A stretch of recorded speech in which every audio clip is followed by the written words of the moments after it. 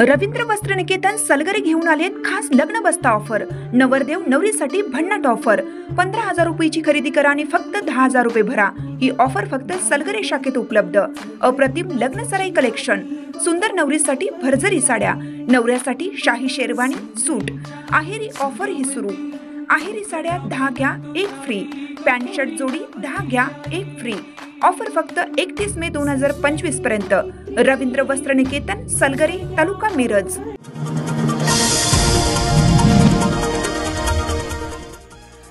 रत्नागिरी नागपूर राष्ट्रीय महामार्गावरील कवटेमंकाळ तालुक्यातील कुची गावानजीक भरधाव वेगात आलेल्या ट्रकने द्राक्षाचे कॅरेट आणि कामगारांना पंढरपूरहून बेळगावकडे जात असलेल्या टेम्पोला पाठीमागून जोरदार धडक दिल्याने झालेल्या अपघातात 2 महिलांचा मृत्यू झालाय, तर 6 महिलांसह 9 जण गंभीर जखमी झाले। हा अपघात रविवारी रात्री 10 वाजण्याच्या सुमारास घडलाय। या अपघातात रेखा त्रिपाठी कांबळे आणि भारती राजू कांबळे या दोघींचा उपचारादरम्यान मृत्यू झाला, तर कांचन पांडुरंग कांबळे, रूपा बाळकृष्ण माने, पार्वती नंदू कांबळे, मंगल लक्ष्मण बेरड, वनिता बाबासाहेब माने, मंगल बजरंग आवळे या 6 महिला कामगार आणि अप्पासाहेब महादेव वाघमारे, कबीर शंकर कांबळे, श्रेयांश बाळकृष्ण माने व फिर्यादी मोदींचा पप्पा हुसेन सांबरेकर अशी जखमींची नावे आहेत।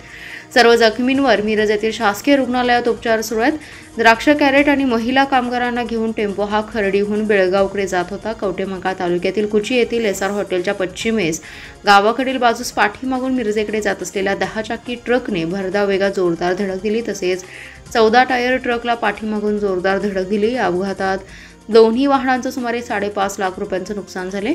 फिर्यादी मोदींसाहेब सांबरेकर यांनी कवटेमंकाळ पोलीस ठाण्यात दिली आहे। पोलिसात 10 चाकी ट्रकवरील अज्ञात चालकाविरुद्ध गुन्हा दाखल करण्यात आलाय।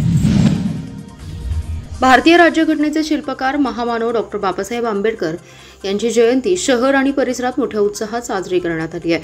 सांगलीतील एसटी स्टँड शेजारील डॉक्टर बाबासाहेबांच्या पुतळ्यात सामाजिक, राजकीय, शैक्षणिक, सांस्कृतिक व क्रीडा क्षेत्रातील अनेक मान्यवरांबरोबरच अनुयायांनी अभिवादन केले। शहर परिसरात अनेक ठिकाणी जयंती उत्साहात साजरी करण्यात आली। अनेक ठिकाणी विद्युत रोषणाई, निळे झेंडे लावल्याने शहर अवघे निळेमय झालं होतं।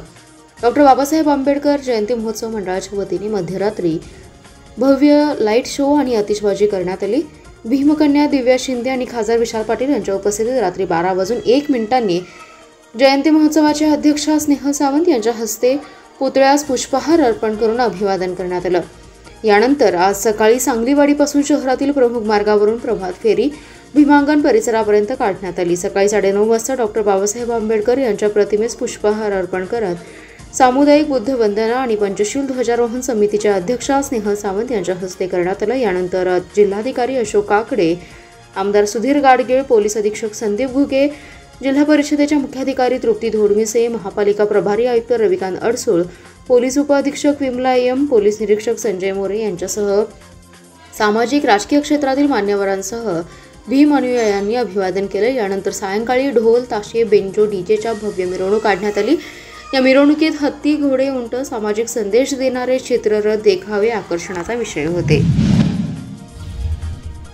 कृष्णामाई जलतरण संस्थेचे सदस्य असणाऱ्या एकावर पहाटे 5:30 वाजण्याच्या सुमारास कृष्णा नदीपात्रात मगरीने हल्ला केला। यावेळी मगरीने त्यांचा पाय जबड्यात पकडला, मात्र प्रसंगावधान राखून दुसऱ्या पायाने मगरीच्या तोंडावर जोरदार प्रहार करून त्यांनी त्यांचा पाय मगरीच्या तोंडातून सोडवला। अनपेक्षित हल्ल्याने गोंधळलेली मगर देखील तेथून काही सेकंदातच गायब झाली। काळ आला होता पण वेळ आली नव्हती याचा प्रत्यय या निमित्ताने आलाय। शरद दत्तात्रय जाधव असं जलतरणपटूचं नाव आहे। सध्याचा उन्हाचा कडाका वाढत असल्यामुळे सकाळपासून कृष्णा नदीपात्रात पोहण्यासाठी नेहमी गर्दी असते। शरद जाधव हे कृष्णामाई जलतरण संस्थेचे सदस्य आहेत। कृष्णा नदीपात्रात ते नेहमी मित्रांसमवेत पोहण्यासाठी जातात। सोमवार दिनांक 14 एप्रिल रोजी पहाटे 5:30 वाजण्याच्या सुमारास ते नेहमीप्रमाणे पोहण्यासाठी कृष्णा नदीच्या माई घाटावर गेले होते। मित्र काठावर पोहत असताना शरद जाधव हे नदीपात्राच्या थोड्या आतील बाजूस गेले असता अचानक त्यांच्यावर मगरीने हल्ला केला। त्यांचा पाय मगरीने जबड्यात पकडला। अचानक मगरीने हल्ला केला तरी डगमगून न जाता शरद जाधव यांनी त्या अवस्थेत दुसऱ्या पायाने मगरीच्या तोंडावर जोरदार प्रहार केला आणि त्याच वेळी मगरीच्या तोंडातून आपला पाय सोडवून घेतला। अचानक हल्ला झाल्याने मगर तेथून गायब झाली। यानंतर शरद जाधव हे पोहत काठावर आले। त्याच्या मित्रांना तातडीने त्यांनी सांगलीच्या शासकीय रुग्णालयात हलवण्यात आलं। त्यांच्यावर वैद्यकीय उपचार करण्यात आले असून त्यांना मगरीचे 2 दात लागल्याने जखम झाले। वैद्यकीय अधिकाऱ्यांनी त्यांच्यावर उपचार केले असून त्यांची प्रकृती चांगली आहे। महायुती सरकारने निवडणुकीपूर्वी शेतकरी, लाडकी बहीण, बेरोजगार तरुण, वृद्धांना दिलेली आश्वासने पाळली नसून घोर फसवणूक केली आहे. या विरोधात मौजे डिग्रज येथे स्वतंत्र भारत पक्षाच्या वतीने महायुती सरकारच्या जाहीरनाम्याची होळी करण्यात आली. महायुती सरकारने निवडणुकीत महायुतीतील प्रमुख पक्षांनी एक संयुक्त जाहीरनामा काढून जनतेला आश्वासन दिलं होतं. सरकार सत्तेत आल्यास सर्व आश्वासने पूर्ण करण्याची हमी दिली होती. त्यात शेतकऱ्यांची कर्जमाफी, मोफत वीज, लाडक्या बहिणींना 2,100 रुपये, बेरोजगार तरुणांना महिन्याला 10,000 रुपये, ज्येष्ठ नागरिकांना दर महिन्याला 2,100 रुपये पेन्शन, सोयाबीनला 6,000 रुपये भाव देणार अशी उपाययोजना करण्याचं आश्वासन दिलं होतं. शेतकऱ्यांची कर्जमाफी तर पहिल्या मंत्रिमंडळ मीटिंगमध्ये जाहीर करणार, शेतकऱ्यांचा सातबारा कोरा करणार अशी आश्वासने विद्यमान मुख्यमंत्री देवेंद्र फडणवीस यांनी दिली होती. परंतु कर्जमाफी झालीच नाही. शेतकऱ्यांच्या बँकेच्या नोटिसा येत आहेत. तसेच काही ठिकाणी जमीन जप्ती आणि लिलावाची प्रक्रिया सुरू झाली आहे. महायुती सरकारने शेतकऱ्यांची फसवणूक केली आहे. लाडक्या बहिणींना देण्यात येणाऱ्या अनुदानात कोणतीच वाढ करण्यात आली नाही. लाडकी बहीण योजनेमध्ये अनेक अटी शर्ती लावून वगळण्यात आलं. जाहीरनाम्यात दिलेली आश्वासने पूर्ण करण्याच्या दिशेने अर्थसंकल्पात राज्याच्या अर्थमंत्र्यांनी कोणतेही पाऊल उचललं नसल्याबद्दल सरकारच्या आदेशाची होळी करण्यात आली आहे. सह्याद्री खोऱ्यात आरोहणासाठी कठीण श्रेणीत गणला जाणारा लोणावळा येथील 300 फुटी नागफणी सुळका ट्रेक तसेच साहसी रॅपलिंग करून भारतीय घटनेचे शिल्पकार भारतरत्न डॉक्टर बाबासाहेब आंबेडकरांना 134व्या जयंतीनिमित्त सांगलीची दिव्यांग काजल कांबळे हिने हिम ऑर्डिल ट्रेक ॲडव्हेंचर सोबत हे विशेष अभिवादन केले. या मोहिमेची सुरुवात पुणे जिल्ह्यातील लोणावळा जवळील कुरवंडे गाव येथून झाली. गावापासून साधारणतः 1 ते 1.5 तासाची पायपीट केल्यानंतर नागफणी सुळक्याच्या माथ्यावर पोहोचली. 300 फुटी सरळसोट कठीण रॅपलिंग, अंगावर येणारा ओव्हरहॅगचा अवघड टप्पा, पाहता क्षणी मनात धडकी भरवणारे सुळक्याचे रूप, हृदयात धडकी भरवणारा 600 फूट ट्रॅव्हल्स यांचा साहस अनुभवणे हा या ट्रेकचा महत्त्वाचा भाग होता. एप्रिल महिन्यातील वाढती उष्णता या सर्व आव्हानांना सामोरे जात दिव्यांग काजल कांबळे आणि हिम ऑर्डिल ट्रेक ॲडव्हेंचरचे आयोजक चेतन शिंदे, राजश्री चौधरी, विनोद महाले, अभय पाटील, संजय सूर्या आणि यांच्यासह 25 सदस्यांनी ही मोहीम फत्ते करून एक आगळी वेगळी जयंती साजरी केली. दरम्यान काजलने याआधीही वजीर सुळका, हिरकणीकडा, मारोशीचा भैरवगड, डांग्या सुळका, संडेवन सुळका, मलंगगड, लिंगाणा सुळका, भैरवगडासारखे अनेक कठीण श्रेणीतील सुळके सर केलेत. हे सुळके सर करणारी काजल कांबळे ही महाराष्ट्रातील पहिलीच दिव्यांग मुलगी आहे. गुणवत्ता मूल्यांकन आणि आश्वासन आराखडा अंमलबजावणीत मार्चच्या सुरुवातीस राज्यात शेवटच्या स्थानावर असलेला जिल्हा मार्च अखेरीस 9व्या स्थानावर आलाय. जिल्ह्यातील 1,857 शाळांनी मूल्यांकनाची नोंदणी पूर्ण केली आहे. राष्ट्रीय शैक्षणिक धोरणाअंतर्गत राज्य शैक्षणिक संशोधन आणि प्रशिक्षण परिषदेने राज्यातील राज्य मंडळांच्या शाळांना गुणवत्ता मूल्यांकन आणि आश्वासन आराखडा सादर करण्याची सूचना दिली होती. या स्वयंमूल्यांकनात सांगली जिल्हा सुरुवातीस गंतगतीने काम करत असल्याने 10 मार्चच्या स्क्वॅफच्या आढावा अहवालात राज्यात शेवटच्या म्हणजे 36व्या क्रमांकावर होता. यावेळी जिल्ह्यातील अवघ्या 0.97% शाळांनी मूल्यांकन पूर्ण केलं होतं. त्यानंतर जिल्हा परिषदेच्या शिक्षण विभागाने जिल्ह्यातील शाळांना स्वयंमूल्यांकन गतीने पूर्ण करण्याची सूचना केली. सर्व माध्यमांच्या आणि सर्व व्यवस्थापनांच्या शाळांच्या स्वयंमूल्यांकनासाठी राज्य शैक्षणिक संशोधन आणि प्रशिक्षण परिषदेने स्वयंमूल्यांकनासाठीची लिंक उपलब्ध करून दिली होती. त्यावर शाळांनी आपले स्वयंमूल्यांकन करण्याचं काम केलं. राज्यातील 1,08,530 शाळांनी नोंदणी केली असून त्यापैकी 61,345 शाळांनी स्वयंमूल्यांकनाची नोंदणी पूर्ण केली आहे. तर जिल्ह्यातील 2,980 शाळांपैकी 1,857 शाळांनी स्वयंमूल्यांकनाची नोंदणी पूर्ण केली. राज्यातील नोंदणी पूर्ण केलेल्या शाळांची टक्केवारी 56.52% इतकी आहे.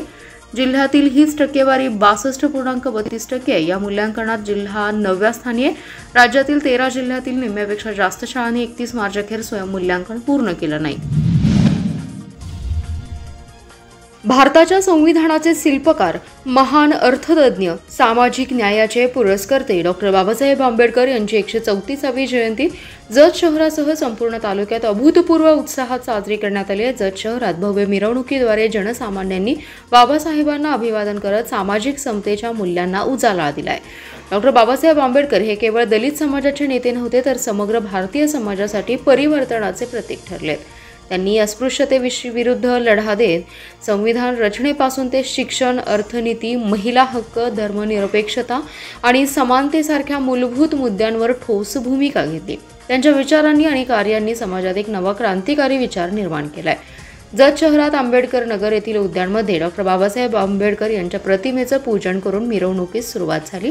विविध सामाजिक संघटनांनी, युवक युवती, महिलांनी तसेच नागरिकांनी मोठ्या संख्येने सहभाग घेतलाय। ढोल ताशांच्या गजरात, लेझीम आणि तुतारीच्या निनादात मिरवणूक निघाली। रथावरील डॉक्टर बाबासाहेबांच्या पुतळ्याला आकर्षक फुलांच्या सजावटीने सजवलं गेलं होतं। जय भीमचे नारे आसमंत घुमले होते। बाबासाहेबांच्या जीवनावर आधारित नाटिका, घोषवाक्ये, झांज, पोस्टर, बॅनर आणि चित्रफलक सादर केले। जत तालुक्यातील अनेक गावांमध्ये सुद्धा बाबासाहेबांच्या जयंतीनिमित्त विविध उपक्रम राबवण्यात आले। यासाठी संजयराव कांबळे, अतुल कांबळे, भूपेंद्र कांबळे, आनंद कांबळे, संजय पाटील, स्थानिक मंडळांनी पुढाकार घेतला। महामानव डॉक्टर बाबासाहेब आंबेडकर यांच्यामुळेच माणसाला माणूस म्हणून जगण्याचा अधिकार मिळाला। आज भारतीय संविधानामुळे भारत देशाची उंची जगात वाढली आहे। त्यामुळे भारत देशाला खऱ्या अर्थाने डॉक्टर बाबासाहेब आंबेडकर यांच्या क्रांतिकारी विचारांची गरज असल्याचे प्रतिपादन सांगली जिल्हा समाज कल्याण सभापती ब्रह्मानंद पडळकर यांनी विटा येथे बोलताना केले।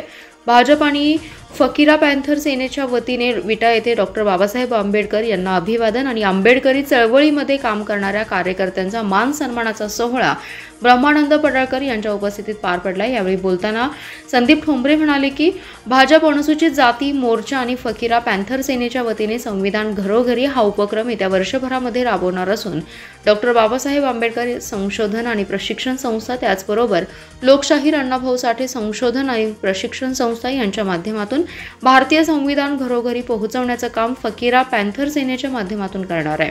छत्रपती शिवाजी महाराज, महात्मा ज्योतिराव फुले, राजमाता अहिल्यादेवी होळकर, नरवीर उमाजी नाईक, लोकशाहीर अण्णाभाऊ साठे महापुरुषांच्या विचारांच्या माध्यमातून उपेक्षित वंचित समाजाला सामाजिक न्यायाच्या मुख्य प्रवाहात आणण्यासाठी करत आहे। यावेळी पश्चिम महाराष्ट्रातून आलेल्या आंबेडकरी चळवळीतील कार्यकर्त्यांचा शाल, फेटा आणि मानचिन्ह देऊन समाज सन्मान करण्यात आलाय।